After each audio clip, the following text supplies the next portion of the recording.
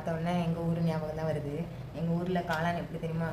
இந்த காளானெல்லாம் நாங்கள் பார்த்ததே கிடையாது. நான் வந்து திருநெல்வேலியில் ஒரு கிராமத்தில் தான் படித்து வளர்ந்தது. எல்லாமே பிறந்தது வேறு இடம், ஆனால் திருநெல்வேலி கிராமத்தில் தான் படித்து வளர்ந்தது.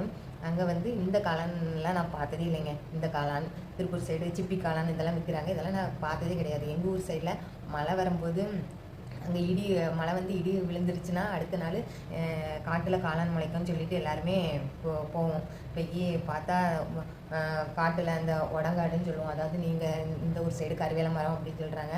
அங்கே அந்த சைடு காட்டுகளோடி போனோன்னா அப்படி ஜோடி ஜோடியாக முளைச்சிருக்கோங்க. அப்படி இந்த மாதிரி இருக்குல்ல, இந்த மாதிரிலாம் சென்டர்லலாம் இருக்காது. அப்படி முட்டை மாதிரி அப்படி நல்லா இவ்வளோ பெருசாகவும் இருக்கும், சின்னதாகவும் இருக்கும். அப்படி ஒரு இது காம்பு மாதிரி அப்படியே அப்போ தான் பூமியிலேருந்து அப்படி புடச்சி ஃப்ரெஷ்ஷாக வந்திருக்கோம். நாங்கள் பிடிக்கிட்டு வருவோம். அதாவது நிறைய காளான் இருந்துச்சுன்னா ரொம்ப சந்தோஷமாக இருக்கும். ஏன்னா எங்கள் ஊர் சைடு நான் வந்து 2011 தான் திருப்பூர் பக்கம் வந்தேன்.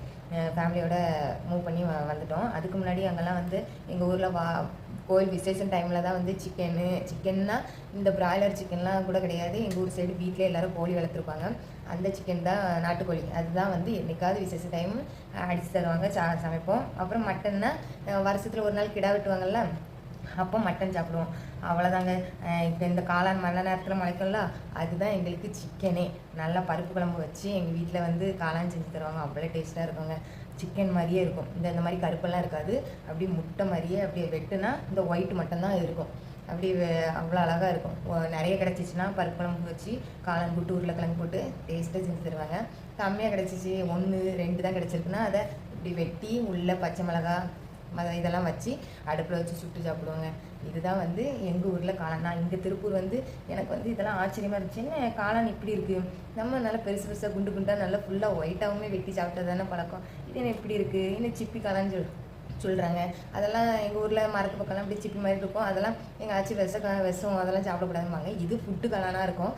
அங்கிட்டு வளர்கிறதெல்லாம் நாங்கள் அதெல்லாம் எடுக்க மாட்டோம். இந்த முட்டை காளான் மட்டும் உடமரம், அதாவது கருவேல மரம் அந்த சைடோடி வளர்ந்துருக்கோம். நாங்கள் காலையிலே போய் நைட்டு இடி மழை வந்துருச்சுன்னா காலையிலே போய் தேடுவோம், எங்கேயாவது காளான் பிடிச்சிருக்கா போய் சாப்பிடலாம் அப்படின்ட்டு.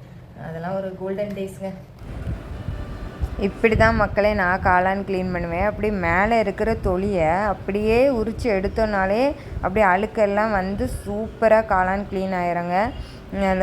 அந்த அடியிலோடி அப்படி உரித்து எடுக்கணும். அப்படி வாழைப்பழம் உரிக்கிற மாதிரி அவ்வளோ அழகாக சூப்பராக வந்து உரித்து எடுத்துடலாம். அதுக்கப்புறம் நல்லா நீங்கள் கழுவி அதுக்கப்புறம் கட் பண்ணால் காளான் சூப்பராக க்ளீன் ஆயிரும்.